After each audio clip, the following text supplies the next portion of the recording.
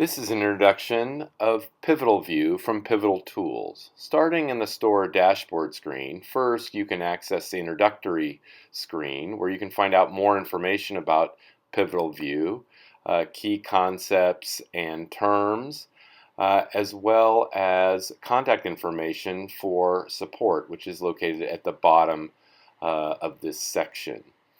You can easily exit this the same way and back to the dashboard screen.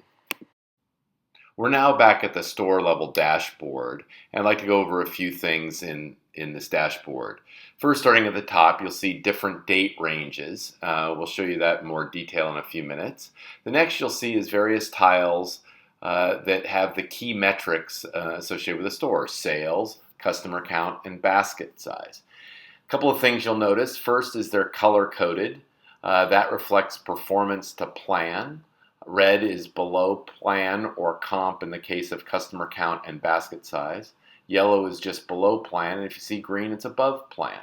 In the sales tile, you'll see the sales for that period, also for plan and comparison to plan, and for comp. We can now look at different time frames. We were looking at the day. You can also look at week, hit it again, week to date.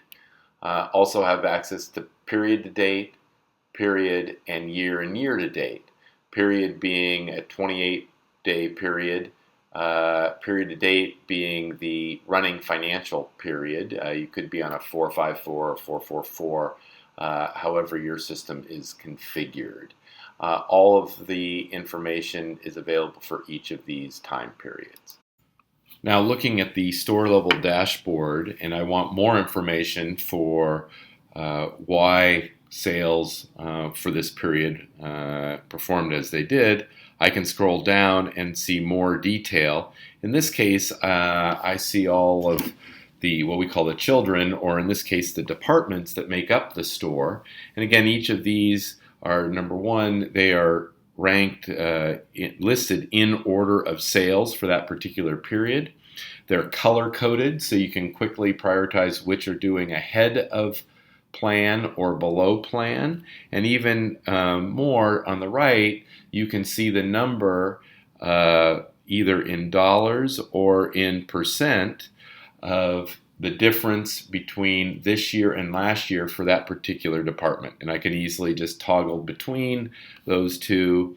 So again, the goal is to show very clearly how you can prioritize by focusing on the biggest, either the biggest departments or the departments with the most change or the departments that are furthest below plan. I can always drill down. Now you can see several departments where we're actually ahead of plan, and they will be noted as green because they're ahead of plan. So let's take a look at bakery. So now I'm looking at the bakery, the dashboard for the bakery department. Sales for the period were $49,000. That was actually up 11.7% relative to plan.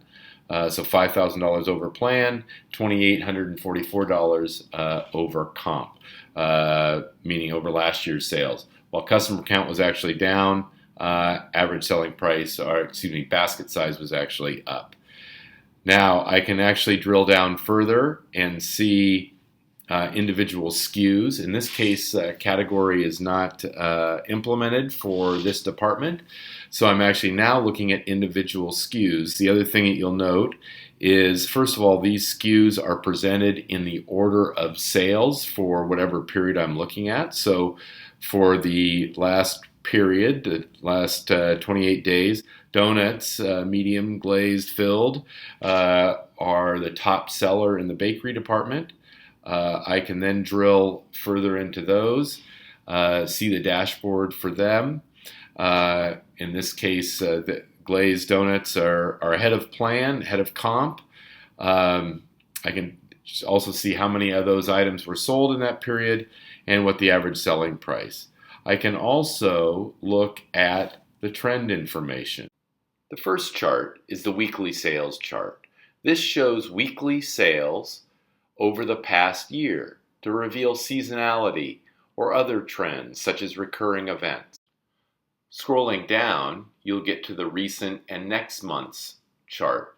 This trend chart shows daily sales for the last period and looking forward one period. And what I mean by that is, first of all, you'll note that in gold, you're seeing this year's sales for the last period.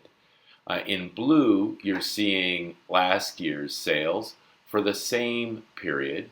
And then looking forward, you're seeing last year's sales for the next period, so that you can anticipate, based on performance last year, recurring events such as weekends.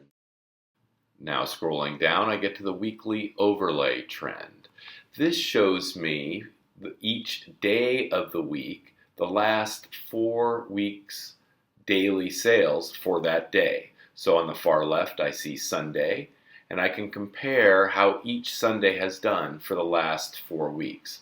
I can do the same for Monday, Tuesday, Wednesday, and so on, so that I can see, number one, trends in my sales over the course of the week and trends for each day over the last several weeks.